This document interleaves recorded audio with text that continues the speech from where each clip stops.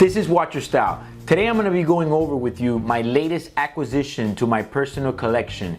And it's funny how this happened because I probably would have never even thought of owning this watch.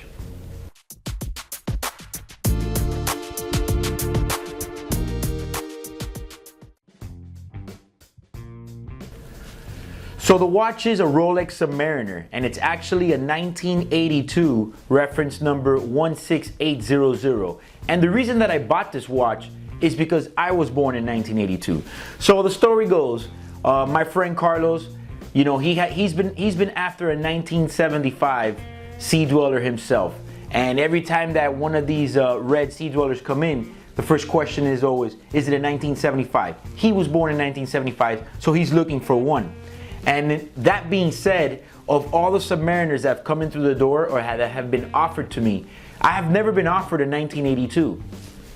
So a guy walks in, he wants to sell this 1982, and I thought, 1982? I said, man, that's my birthday. And right there, Carlos says, man, you gotta buy it then. And I said, you know what? I looked at it at first, and I'm not much into the vintage stuff, guys. I mean, I know a little bit about it, and I can defend myself on a deal here and there, but I just don't consider myself a vintage expert. So right off the bat, when I looked at the watch, there was a couple things I noticed. I said, man, it's got original hands and original dial. A lot of these older watches, you know, they get service hands or service dials put in and it kind of diminishes the value a bit. Now, 1982, with the serial of a 7 million serial, is kind of like that transitional year. It's kind of when the watches, the subs went from plastic to sapphire, and it's right before they went to the new style. So it's kind of like, how can I say, it is vintage, but it's not really vintage. I don't know if I can say that right or if I'm gonna piss anybody off, but I don't really care. I just thought it was a special watch because it was a 1982 and the price was right. So when I looked at it at first and I grabbed the watch, I said, all right, well, you know, I like the hands, I like the patina, I like the yellowing of the, you know, the luminescence. I said, you know what, how much do you want for it? You know, the guy shot me a price. I kind of thought it was like market value. So I kind of went just a little bit under the market value, and all being said, I ended up buying the watch for around $6,500. Now, it's not a little bit of money, but it's not a crazy investment either.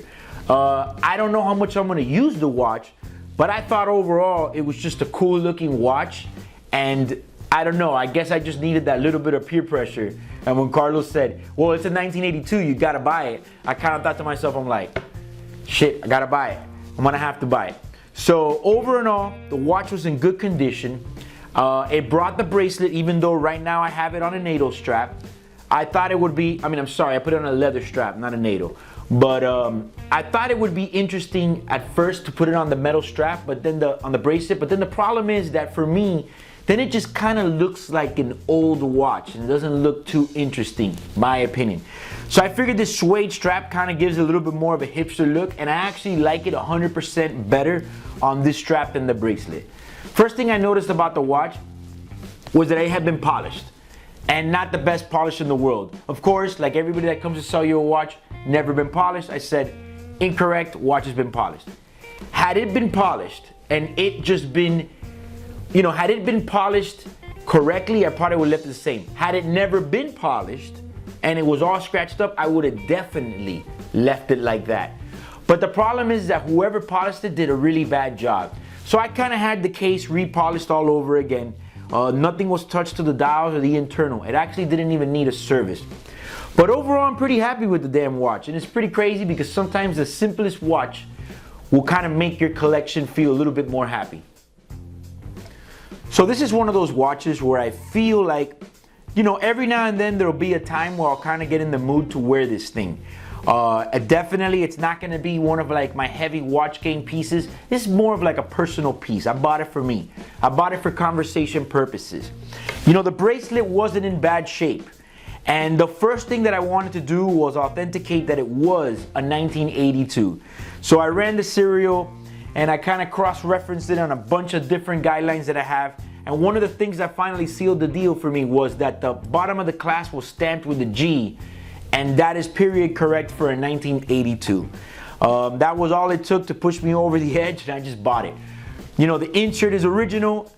dial in hands like I stated earlier, and the glasses too. So the only thing I really did to this watch was I had the case refinished and I had a couple seals put in just to be safe.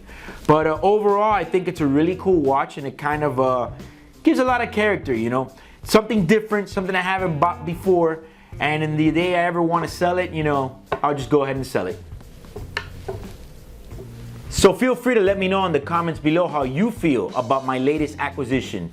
And if you like this video, please like and share. Also, remember to subscribe to our channel. My name is Eric. Watch your style.